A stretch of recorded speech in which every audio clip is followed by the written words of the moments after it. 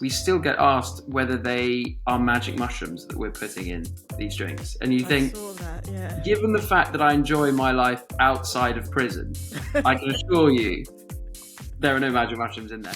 Before we get started, just a really quick question. Have you checked out the awesome free stuff available at lownodrinkermagazine.com/free gifts? Well, you should. Hi, Low No Nation, and welcome to this week's conversation on the Low No Drinker podcast, bringing you closer to the people, places, and brands leading the low, no, and light alcohol revolution. This week, I'm excited to be in conversation with the lovely Matt Martin, who is the co-founder of MUUSH, a functional mushroom elixir. It's a nootropic drink that can be served hot, cold, or mixed into cocktails. So it is quite a unique tool in this space. Matt and his co-founder, Dan, who isn't joining us today, but Matt is more than happy to speak on his behalf, first met in university a while ago in Leeds, not that long ago, they're still quite young.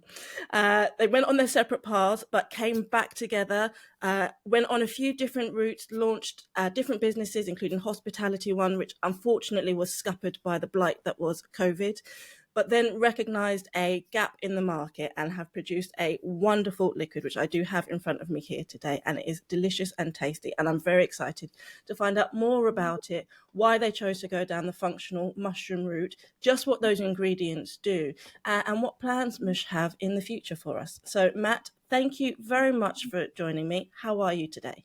Well, thank you very much for having me. Yeah, I'm excellent. Great to see you again.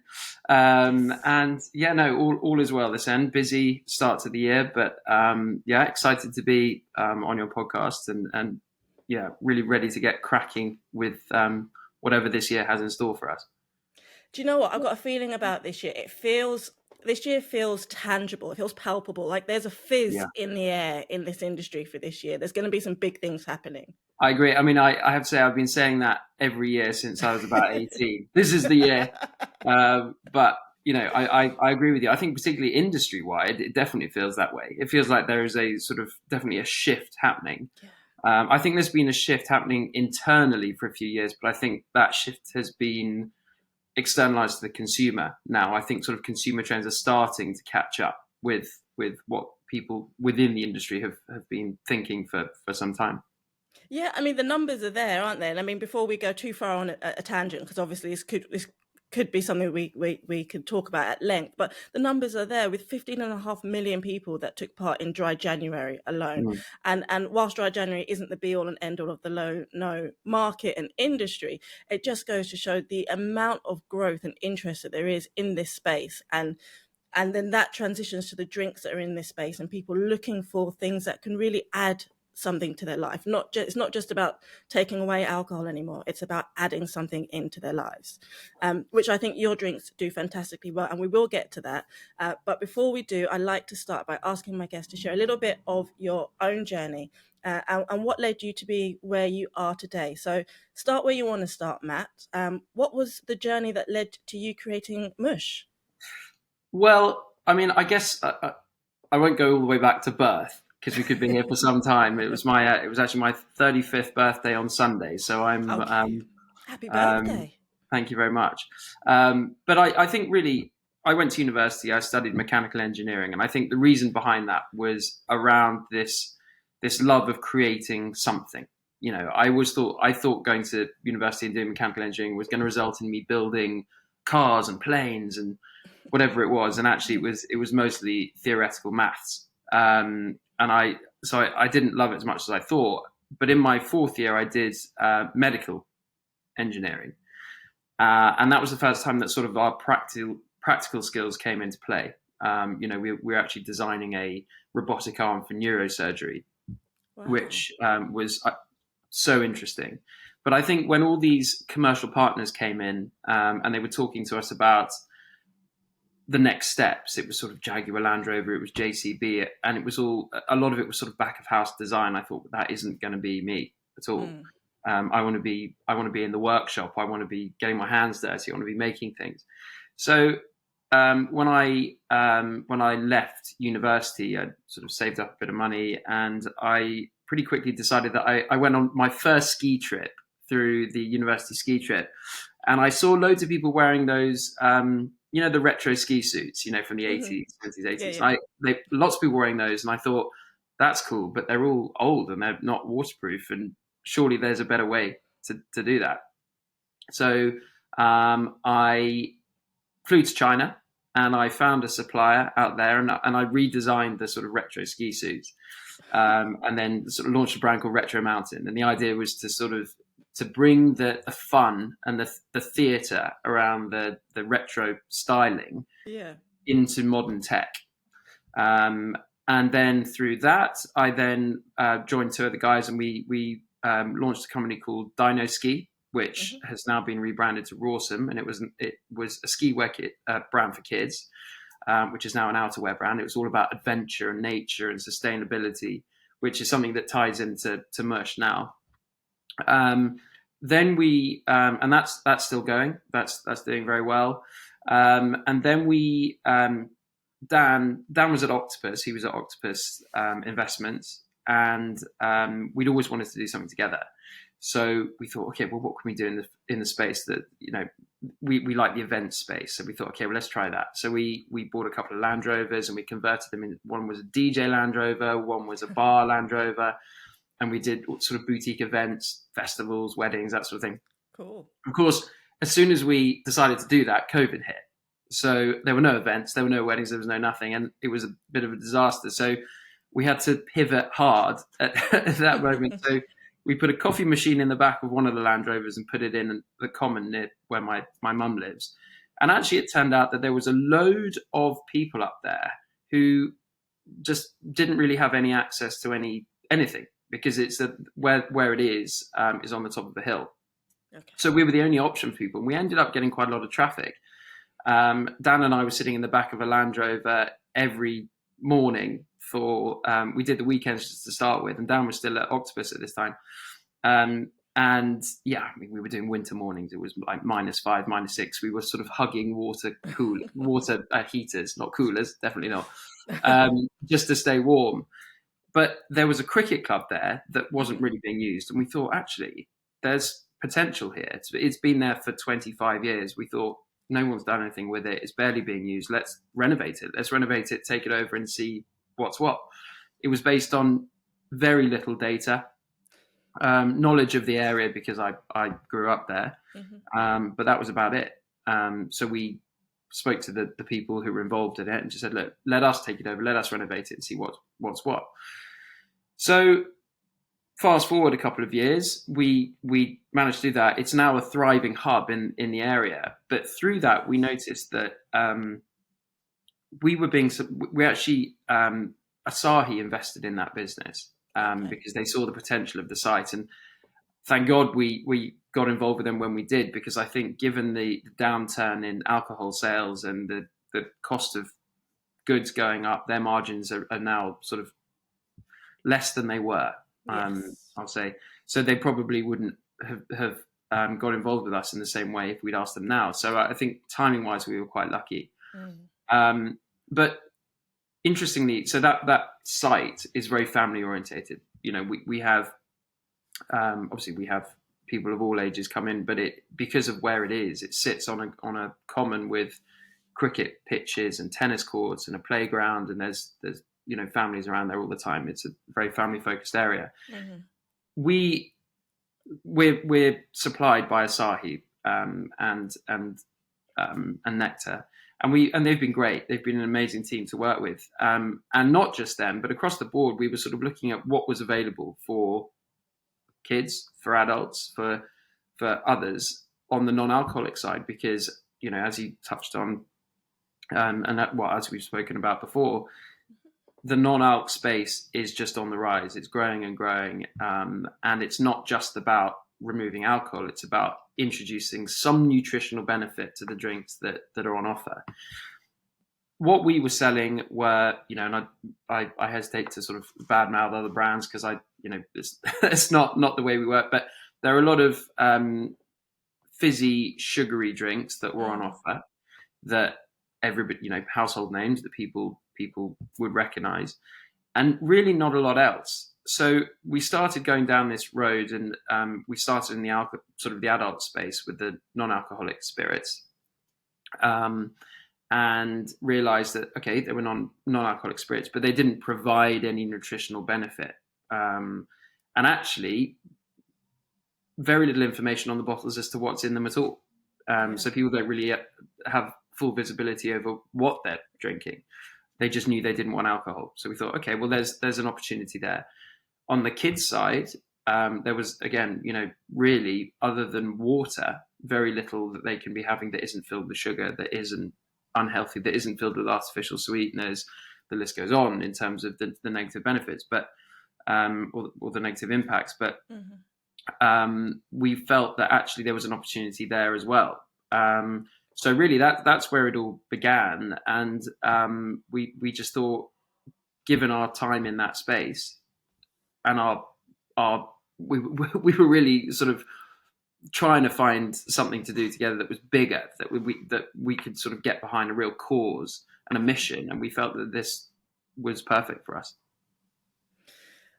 I think you absolutely hit several nails on the head there. I'm a mum. I've got a 5-year-old and a 7-year-old, and those nameless brands that we won't call out.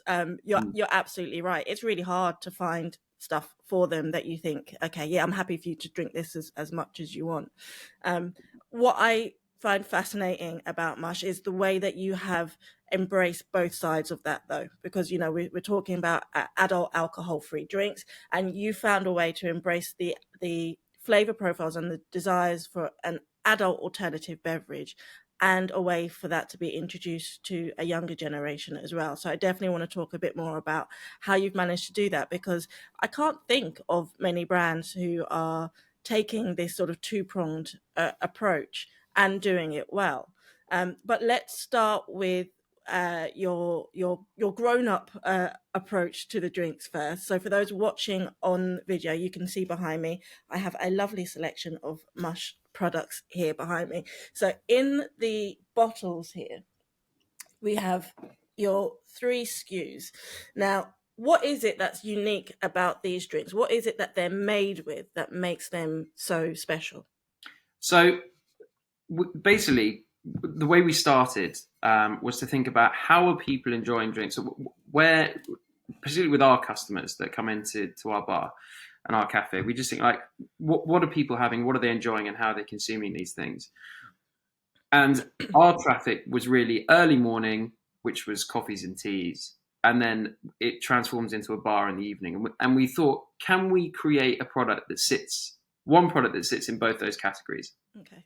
So we thought, okay, well, there's been a lot of negative press about tea and tea bags and the environmental impact that tea bags have. So we thought, okay, well, herbal tea is an interesting one, and then the sort of functional aperitif elixir side is also another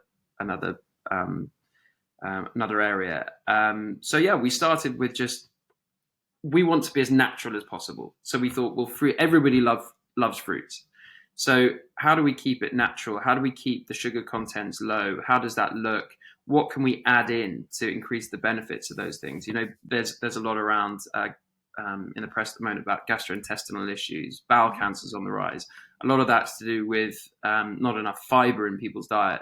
So we thought, okay, well, we can add fiber in. Let's do that through inulin, which is from the chicory plant. So we've got inulin. All the fruits and roots are natural. We've got no artificial sweeteners. The sweetness comes from fructose, a natural sugar. And then one step further was the mushroom piece. There was a book that was sent my way called Entangled Lives, I think. Okay. And it was just about all these incredible benefits that functional mushrooms have. So we started doing some research into that and thought that actually, when you look at a scale, you've got, if in the middle is water, so that is just hydration. There's no sort of nutritional benefit as such to that. It's just hydration. Mm-hmm. On this side, you've got negative. So it's just sugar and artificial sweeteners and preservatives and acidity regulators and all that. And then we thought, okay, well, actually, if we can go beyond just hydration to the positive, what can we add in there to do that? obviously there's ingredients like ashwagandha, there's all sorts of things that you can put into drinks. But we thought, let's just try and keep it relatively simple.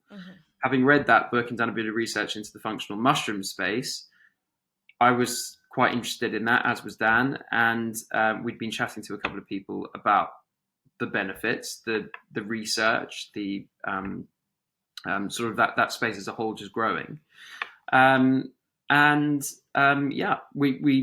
think the difficulty we had was the fact that with the mushroom space, a lot of the mushrooms at the moment sit on the novel foods list. So, what we wanted to do was to use a mushroom that had been approved by food standards and that we weren't going to have any issues with. The mushroom that we ended up on, which is our favorite, partly because it sounds cool, is lion's mane. The fruiting body of lion's mane is what we use. I think we wanted to keep it as natural as possible. We wanted to have that versatile use case, and we wanted to take the information that we had learned from the market, from consumers, and then combine that into a drink that tasted amazing. And obviously flavor has to be part of it. I always think back to, was it sort of 10 years ago when there was that wheatgrass phase and everybody was drinking shots of wheatgrass? The horrible green sludgy. Yeah. But it literally tasted like a shot of grass, but it was everywhere. And flavor had been ignored, and it was all about goodness. And I mean, I don't know about you, but I don't see wheatgrass anywhere anymore. No. I think probably because people realize that, consumers realize that goodness doesn't need to taste that bad. So that was the starting point in terms of goodness, and then it got into sort of the tasting phases with our production partners and good friends of ours to end up where we are now. So tell me a little bit more about the lion's mane then, because people are loving their functional mushrooms at the moment. I've actually got a chap coming on the podcast in a few weeks who is a fungi consultant. Okay, well, he'll know definitely more about it than I do. But just in layman's terms, because I was obviously perusing your website. In preparation for our chat, and I went to your FAQ page because I always find FAQ pages are fascinating, because that's what a brand is saying, that these are the things that people are asking us all the time. Let's just get that information out there. And one of the top questions on your FAQ is, will it taste like mushrooms? Yeah. So do people really ask you if it's going to taste like mushrooms, and does it taste like mushrooms? Yeah, so it's an interesting question. There are other questions that come up which are surprising, like particularly given the fact that Mini MUUSH has been designed for kids. We still get asked whether they are magic mushrooms that we're putting in these drinks. And you think, I saw that, yeah. Given the fact that I enjoy my life outside of prison, I can assure you there are no magic mushrooms in there. Very different thing, very different. I mean, we're not dealing in that space. But yes, I mean, if you were having lion's mane and just water, then it would taste like a mushroom. A lot of these ingredients by themselves are not ideal, but we're putting 0.3 grams of lion's mane into each serving. It doesn't taste like mushrooms. We've obviously crafted the flavors as well, so that it's flavor first. Well, flavor and health equally first. So no, it doesn't taste like mushrooms. I think there's a lot of people who take functional mushrooms in tincture form, and tincture form is the pure form of functional mushrooms. It's sort of a little pipette, put it under your tongue, put it on your tongue, whatever. And that is not a good tasting liquid. I can tell you from experience that tastes the best way to describe it is sort of Marmite water, I would say. Lovely. But is the most unspoiled version of the functional mushroom products in space. I mean, that's if that's what you want to take and that's how you want to take it, that's absolutely fine. But flavor is not on the list of priorities when it comes into pure tinctures. But no, in the quantities that we're putting them into our drinks, you can't taste them. You're simply getting the benefits of them. Yeah, and I can attest to that as well, listeners, because I have had the pleasure and the good fortune of tasting the range, and I couldn't taste a mushroom in sight. And I love mushrooms, so I was looking out for the taste, but you can't taste them. So tell me about the range then, Matt. So I've shown one bottle here, and then in your full size bottles, you've got two more on this side. So what Yeah. are the flavor profiles in the range? So we've got blood orange and ginger. So the one that you have actually has turmeric in it, which we have taken out for now in the next run purely on a practical issue, because the turmeric was causing issues with the bottling process. It was staining everything in the factory yellow. Oh no. So we've removed that for now. We will come back to it, but yeah, we've got in that one we've got apple, blood orange, lemon, honey, lion's mane, which is really nice. So I'm just looking at the down here. I've just got the tasting notes with me, but the way we describe it, if if you want to hear, is an instant zing from the ginger with a beautifully rounded and smooth aftertaste from the orange and honey, leaving a tingle on the tongue and the back of the throat. The perfect way to jump and start the day. So the idea with that was sort of, it doesn't have to be drunk in the morning, but I do. I often have one in the morning, and it's just a really nice way to sort of inject a bit of energy into that, the early hours of the day. But yeah, the ginger's in there, but you've got the sweetness of the orange. The honey is not really that noticeable, but it's just there in the background, usually in the aftertaste, I would say. And then a bit of the acidity from the lemon. But yeah, refreshing if you have it cold. And if you have it hot, you get that real, in the steam, you get all the sort of fruitiness coming through, which is quite nice. So that's another interesting thing about your approach that I wanted to touch on then. So because your liquids can be, not the cans, obviously just the bottles, can be enjoyed hot or cold or mixed into cocktails. And that's Yes. quite unique to find something that has those sort of different use cases. Yeah. Tell me a bit more about that.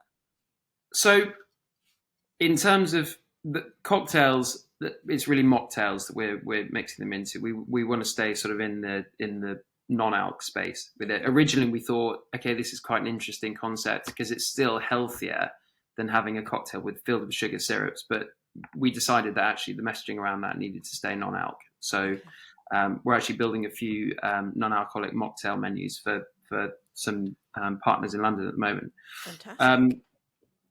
But yes, the versatility. What we felt was that there's a lot of, if you're wanting a sophisticated, crafted flavor, in the same way that you would expect from a non-alcoholic cocktail or an aperitif or a herbal tea. Herbal tea, fine, easy to do. Tea bag in the cup, not a problem. But then you've got in many cases, I know there are a few businesses out now that are addressing the sort of environmental issues around tea bags, but still that is a slight problem. But particularly with the crafted flavors and non-alc spirits, a lot of the menus and suggested serves are incredibly complex. You've got things like guava syrup and things that people just don't have at home. So the simplicity of serve was key for us. Okay. You're leaving the house in the morning, you're coming home late at night, you want something that is just a bit special, that's got that flavor profile. You're sitting on the sofa, you're having a dinner party, you're doing whatever. You don't want to be faffing around with 5, 6, 7 different ingredients to create this drink. You just want a 25 ml of mush, 200, 250 ml of soda and ice. And that's it. And we've done the hard work of crafting the flavors, and you can then just sit down and enjoy them. And that was it, because people are increasingly time poor. They are, I think also with the amount of options out there on the market, these consumers are becoming more and more discerning as well. It's not just about throwing a cordial onto the table and being done with it. Mm-hmm. There's actually many more options, mush being one of them, that provides a better option. And not only flavor-wise, but with the health element as well. I think we started from the point of view of, if you're having a dinner party and you've got guests coming over, maybe it's midweek, they don't want to be drinking, they don't want to be feeling fuzzy the next morning. What are you going to serve them in that moment? what is going to go onto the table? And that was one of the first questions we asked, because we weren't sure what the answer to that was. Most people that we posed that question to, they said, oh, we just put a jug of water on the sparkling water and that was it.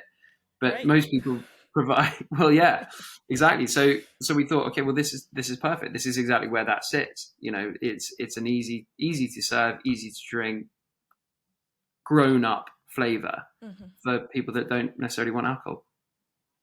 I think it's a brilliant approach, and it's a great way to be able to introduce a product that can serve people at different points in their life, different points throughout their day in their life. So, like you said, in the morning, if you're looking at something to give you a little bit of a pep, and we all know that turmeric, even though it's staining everything yellow, when you do get it back in, it has also got a whole bunch of health benefits. So you're using ingredients that are really going to boost somebody's performance, their concentration, their energy levels, and knowing that you're having something that's good for you first thing in the morning is just mentally a good tick box for people to complete.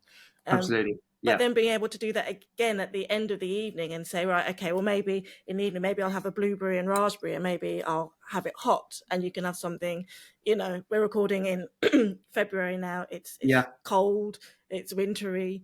Be able to have something that's hot and warming and then still good for you. And I sorry, just to touch on that, it's interesting as well, because a lot of the sort of B2B customers that we're working with at the moment, there's a few chains and independents in London that we're in conversation with at the moment, one of whom is a major chain, and we're developing an entire non-alc menu for them. But the interesting thing for them was the fact that a lot of the things that they offer on their menu, they have to switch between summer and winter. And the brands they work with are different between summer and winter because they're positioned in one particular season. Whereas with us, one of the really interesting things for them is the fact that they don't have to change the product or find a new supplier, because we can do both. Because as you say, in the winter, in the colder months, you can push the hot versions, and in the summer months, you push the cold versions. It doesn't change. For them, it's all about simplicity. And I think it's simplicity of serve, it's simplicity of enjoying it from an individual point of view, it's simplicity of working with these independents, these bars, these chains, and making their life easier as well. So there's several touch points there. I think you may have just uncovered, the master business plan. You're touching all the points. I hope so. And then so those are your large glass bottles. Those are for adult enjoyment, not because they're hallucinogenic or because they're going to send you loopy, but just those are the more adult flavor profiles. Yeah. And then again, if you're watching, you can see next to that we have your selection of RTD cans. So tell me a bit more about these, because these you refer to as your Mini MUUSH. And they have your very cool, very awesome little spaceman on there. I'd like to know more about. I'd like to meet him. I'd like to know his name, please. Yeah. So tell me a bit more about the Mini MUUSH option. So the Mini MUUSH, as I said at the start, the thinking behind that was a lot of the options, a lot of the kids that were coming into our bar were the only choices they had were water or high sugar, either juices or fizzy drinks by brands that we will not name. So what we wanted to do was the first sort of important point for us with that was to reduce the sugar as much as we could. Obviously, taste is important. Kids have a very discerning palate. They will simply just not drink anything they don't want to drink. So there has to be an element of sweetness in there. There has to be an element of them wanting to have it. So we thought, okay, well, let's reduce the sugar as much as we possibly can. A lot of these drinks that we were serving in our bar have 22, 25, 27, some of them even over 30 grams of sugar per can. Depending on who you speak to, your daily allowance for sugar is somewhere between 20 and 30 grams a day. For kids, it's obviously the lower end of that, between 18 and 20 grams. So we thought, well, we obviously need to be below that, and let's try and keep it as low as we possibly can. So each can, I forget the exact amount, but it's about 5.5 grams of sugar, 5.5 grams of sugar per can. But importantly, it's natural sugars, it's fructose, it's not refined. Okay. and there's no artificial sweeteners, which is another thing. We were sort of delving into the artificial sweetener side of things, and I think a lot of people worry about the fact that aspartame, sulfame, it's a carcinogenic problem, but actually it seems to us, and in the research that we did, that it's less about the carcinogen element and more about the fact that you're effectively tricking your brain into thinking sugar's coming into your body. It's not, and it becomes an obesity problem because your brain is preparing your body to receive sugar. It then doesn't receive it. It's then sort of hungry for it, and it becomes, you're leaving your body in a deficit. So it's craving that for the next couple of hours. So yeah, we wanted to create something that sat in the space that wasn't filled with sugar, and again had those positive nutritional benefits that many of the other drinks on the market didn't have. So that was the sort of starting point, and then we got our friends' kids and random people that would try it to help us develop that product with them. And I think we've ended up with a product now that we're really, really happy with. We did a photo shoot actually with Mini MUUSH a few weeks ago, and one of the little boy there, Remy, I think he ended up drinking about 10 cans of it. He kept sneaking up. We had so much stock with us, and he kept disappearing off with another can. I'm not sort of slightly unsure about how many he had by the end of the day. But yeah, we just wanted to provide a better option for people. And I think, you touched on the spaceman. I mean, our spaceman ties into our tagline, which is one small step.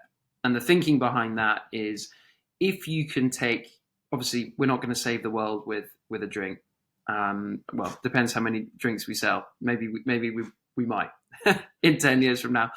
But really the thinking was, if you can take that first small step, which can be anything, but from our perspective is choosing to drink Mini MUUSH or MUUSH or something that is or something else, but just with the mindset of, instead of choosing that fizzy drink filled with sugar and filled with artificial preservatives and sweeteners, and you're thinking down that line, what's the next step? Where does that take you? What's the compounding effect of that mindset shift?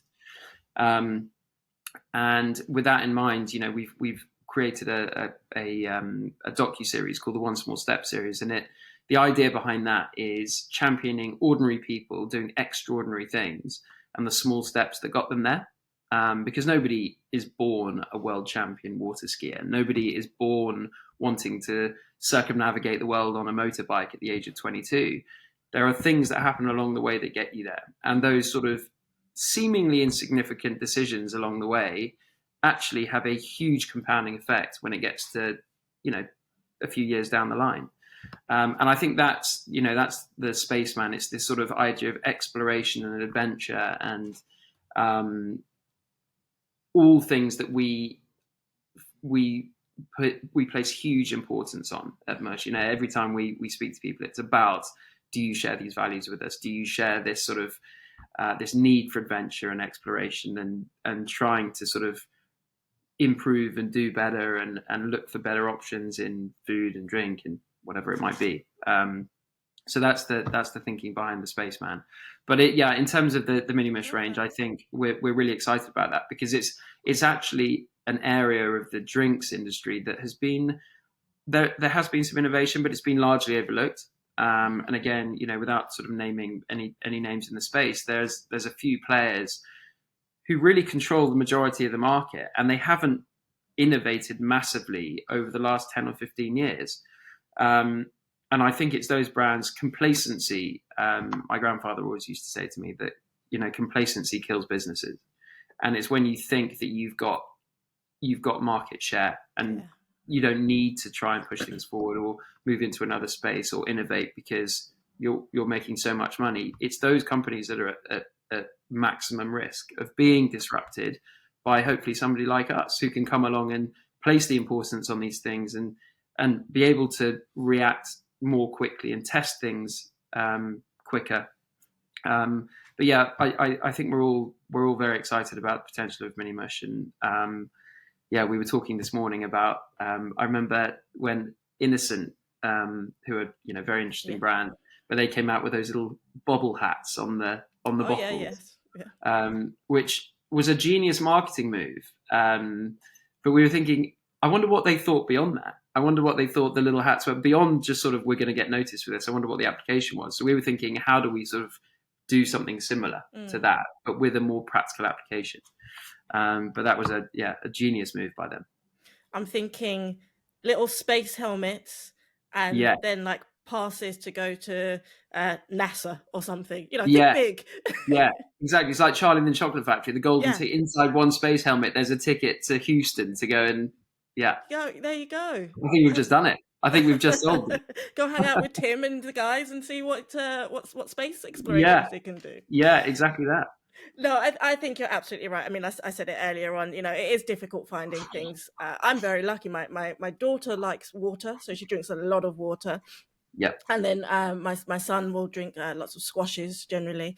And we hardly ever, they've tasted fizzy drinks. We waited so long to allow them to taste a fizzy drink that they don't actually like the fizzing, which is absolutely fantastic for me. But other than that, we're in half term and we're doing packed lunches at the moment, and your options are limited, and it's you choose between the lesser of two evils. You go for a boxed fruit juice smoothie type drink, and those have got so much sugar in them. People think that because it's juice it doesn't have sugar. It's got tons and tons of sugar in it.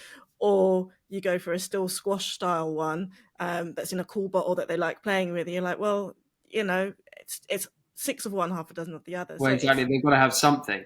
They've got to have something. So it's nice. And I've tasted these, and what I like about these is that there is a sweetness to them.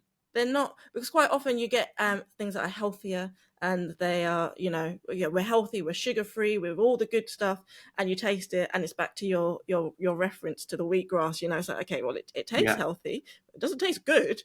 Whereas these they do taste nice. You can taste the fruit in them, you can taste the sweetness in them, you can enjoy them, but it's not cloying, it's not sickly, it's not overwhelming. The carbonation isn't too strong. So that was exactly it, because to your point of your kids not enjoying the fizziness, I think that was some feedback that we got quite early on, is that these really fizzy drinks, sparkling water, for example, is very fizzy. Kids just don't enjoy that. So we've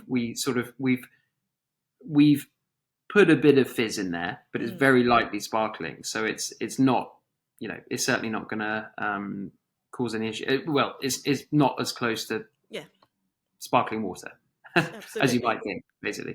Absolutely. You used a word while you were talking there, which I really liked. You talked about disrupting the market and being and I like that, because you mentioned earlier on as well the fact that with your venue that you had been working with the likes of Asahi, and how if you had approached them now rather than a few years back, things would be very different. I wanted to get some of your opinion on how brands like yours are disrupting the drinks market at the moment, because the numbers are there, the patterns are shifting. And I sometimes worry that because I live in this world of alcohol-free drinks or low-no and light drinks, that my view is skewed. I look through alcohol-free tinted spectacles at the world. But actually, brands like Asahi, your big alc producers, your Diageos, your AB InBevs, they are seeing a decline in sales of excuse me, full alcohol drinks. And then brands like yours are coming along and going, hi guys, look what we've got for you. And whilst we're starting from a very small base, and whilst financially speaking, yes, the low no alcohol market is not a threat today to the full alcohol market, the trends that we're seeing suggest that it's going that way. And that big alcohol has got something to worry about. I think a lot of it centers around the fact that really in the past, if you're meeting up with friends and you're going for a night out, in many places the only thing for you to be able to do is go to the pub, is go to a bar. So drinking is the core of that social interaction. Over the last sort of really sort of 5-10 years, there's been a real rise in experiential things, like Flight Club and Putt Shack and things where drinking isn't the focus. People want to have an experience other than that, and that takes the pressure off of having to drink. So I think there's a lot of people that can now, myself included, in the week, I don't want to be drinking alcohol. I occasionally, go to the pub as everybody does. I'll have a drink, I'll have the beer, I'll have a glass of wine.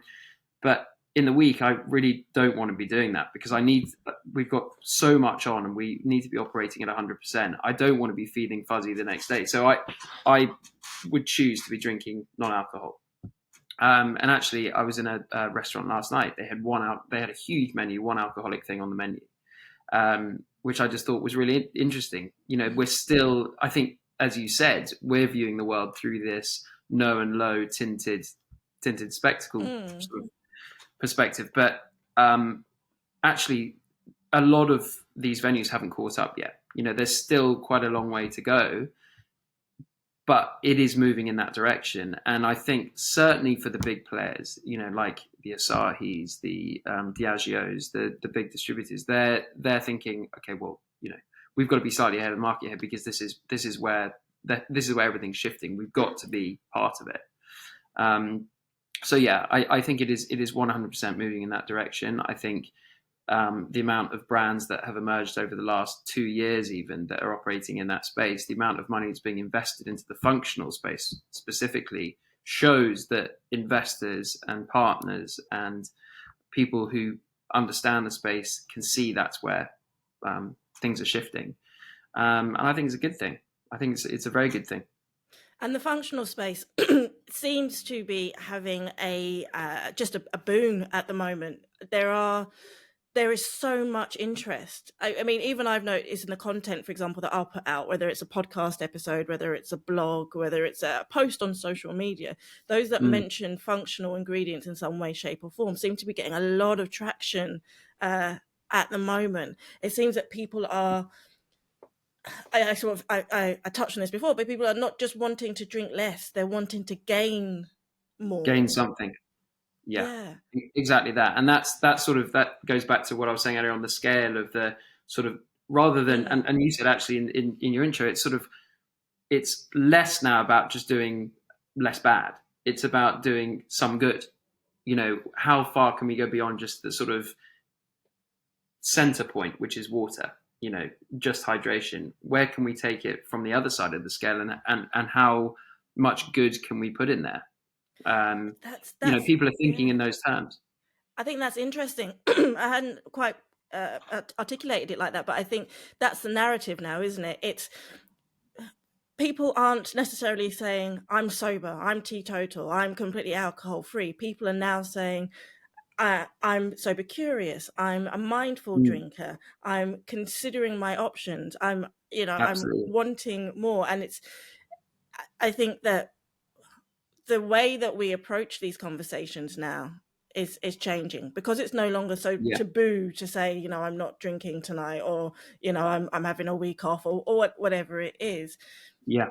The way we approach these conversations and what we want, and the fact that we are now more open to expressing that we want more out of life, we want to gain more, and we don't, Definitely. to use your words, want to have a fuzzy head while we're trying to build a business or go for a run, whatever it is. Yeah.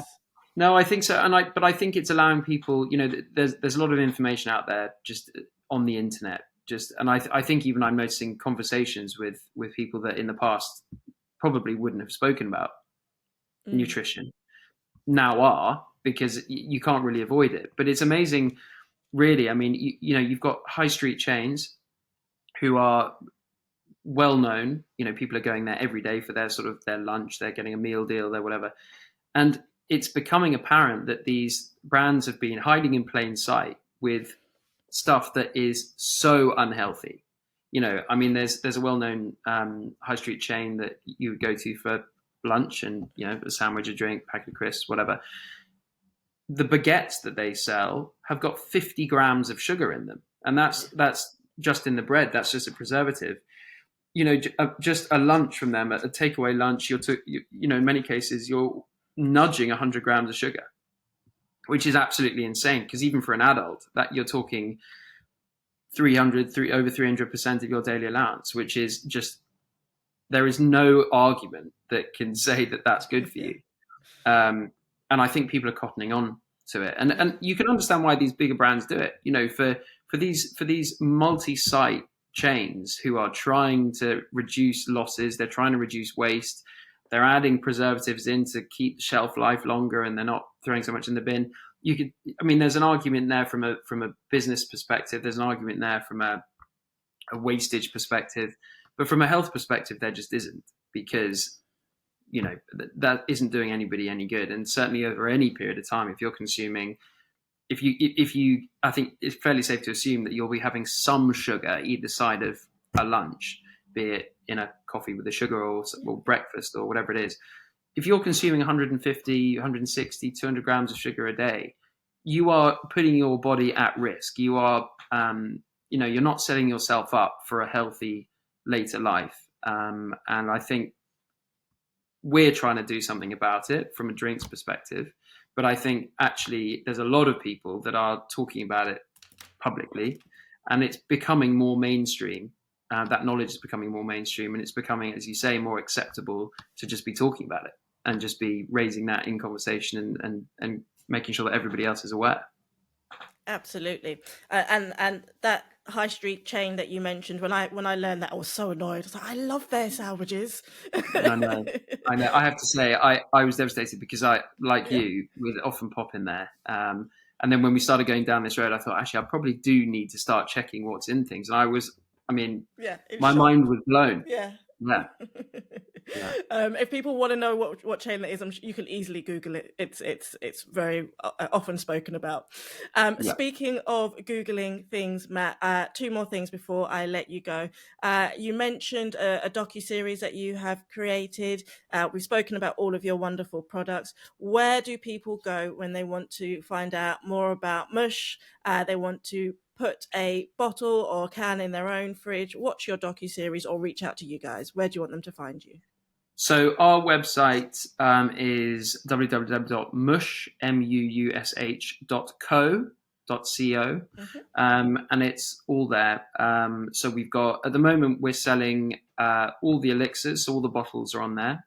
Mini MUUSH we are rolling out over the next few weeks, and they will be on there. And our first episode of the One Small Step series with Fred Winter, who he's a good friend of mine. I've known for a long time, but he is amazing. He was our first one. He was sort of our trialer to see how we could sort of structure the episodes. But yeah, he had a bit of a nightmare last summer. He was world champion. He then, in a competition, skied at 70 miles an hour into a dock and shattered his femur. Oh my God. Nearly died, and then went through this whole recovery process to get back to being match fit. And he's actually skiing in his first competition next week, I think, again, which is just, he's still got a rod in his leg holding, I think it's now healed, hopefully. But but it's, he was sort of perfect for it, because it is really, for him, it is about those small steps. It's about those iterative little movements, forward movements that you make to get towards that end goal. Skiing in England in the winter, when we were at school, he would go out the weekends and he'd be skiing in sub-zero temperatures in a lake in Oxford, and making that decision to go and do that got him one step closer to his goal of being world champion. I actually have his he was traveling, and I have his world championship trophy here in in my place. But it's really inspiring just hearing him talk about where he started and where he ended up, and the sacrifices he had to make to do that. And then our second episode is with Elspeth, who's an amazing lady who actually, funny enough, lives about 200 meters from our bar and coffee shop. And I was put in contact with her from a guy that I met in London, so I didn't know that was the case, and turned out that's where she lived, in a water tower that she converted about 20 years ago. But she, just decided, a couple of things happened to her, and she thought, she'd started riding motorbikes, and then thought, I wonder how far I can take this. I wonder where I can go and how many adventures I can go on this thing. And ended up circumnavigating the world over 2 years. She went through war zones. She had several crashes. Her bike set on fire. So we finished that episode, and that's going to be going live hopefully next week. But yeah, she's incredible person, and as I say, lives in a water tower. So her living room is 180 feet off the ground. So Okay. with like 8 flights of stairs. I mean, unbelievable. Amazing. That sounds like a fantastic series. I'm definitely going to Yeah, check that out myself, and highly encourage Lono Nation to go and see it as well, because that's what this journey is all about. It's about recognizing the steps and the changes that you can make to achieve the life that you want to achieve. It's not about saying, today I'm giving up alcohol forever, tomorrow I'm climbing Mount Everest. It's taking those steps, it's making those changes. And I think that sounds like a brilliant example for it all, Matt. Before I let you go, very last question yeah. is one that I ask everybody who comes on the show, because I'm all about spreading the low, no, and light alcohol love and appreciation around the world to all of Low No Mm-hmm. Nation. So we've already mentioned that we're filming in February, so it's cold. So I'm going to need you to cast your mind forward to the summer months Yeah, and imagine you're off to a barbecue at a friend's house, maybe underneath Elspeth's water tower, yeah, and yeah. you are bringing a couple of drinks with you to enjoy. On days when you're choosing not to drink full strength alcohol, what else in the low, no, and light space, apart from your own fabulous, fabulous concoctions, do you like to enjoy?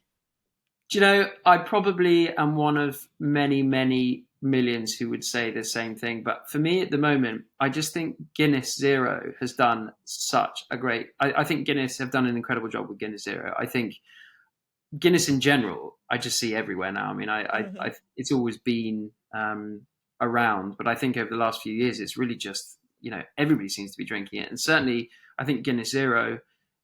I think often you sacrifice flavor Mm-hmm. when if you're having just a non-alcoholic version of an alcoholic drink. But I think Guinness Zero have really managed to keep that flavor and keep the essence of what a Guinness is in their non-alcoholic version. So I would without doubt say them and that. I'm gonna have to try and find a way to get somebody from Guinness Zero onto the pod, because it Yeah, is last year and so far this year, it is one of the most popular choices from founders like yourselves. When I ask them yeah, this question, everyone's absolutely loving it. yeah. No, I think they've done a great job. I think the other people, just from a marketing perspective, that have done a fantastic job this year is Lucky Saint. I think their marketing campaigns have. I've seen them. They're I think it brilliant. was a bold strategy with Yes. the nun.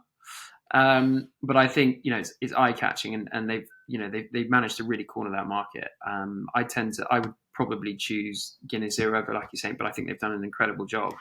And I've had plenty of Lucky Saint over the last couple of years, and think they've done an amazing job with their drink as well. So yeah, I would be happy with either of them. And you're right. I mean, their marketing choices are definitely bold, and they definitely Yeah. take some courage to decide to go ahead and do that. But it's paid off in droves, absolutely. Um, What would be your choice? What would you take to the barbecue? oh, no one's ever turned the question on me. Do you know what? Beer wise, I've really enjoyed. Well, there's two I've really enjoyed. So there's a brewery called oh gosh, it's gone out, Renegade, and they Oh yeah. make a peach IPA, which Hmm. I've never been a fan of IPAs or fruity beers, but somehow they managed to get this spot on, and it turns out that they white label the beer for Marks and Spencers. So I was like, oh, okay, I've made a good choice here. Um, Okay. and then the other one was one my husband and I tried a couple of days ago, which I put, if anyone wants to see it, I put a picture on my Instagram a few days ago, and it's by a brewery called Amundsen, and it is called the Electric Mango Boobaloo, and it is a blue sour lager, and it is blue in Wow. color. Like if you think about WKD blue, Yeah. it's that kind of color, but it Wow. tastes Okay. amazing. It's an alcohol free, it's 0.5%, and yeah, it's phenomenal. So Wow. those Bold. that would be perfect barbecue beers. Okay. Good. Well, good to. I'll know what to get on the drinks list when we have a summer mush barbecue, which of course you will hopefully I'll be there. attend. I'll be there. Absolutely.